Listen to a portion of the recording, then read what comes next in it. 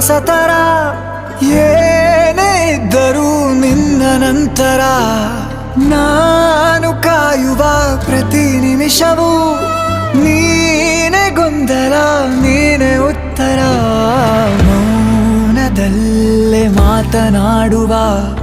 ಮಾಯೆ ನೀನೆ ಮೂರು ಭಾವ ಸೇರಿ ಮೂಡಿದ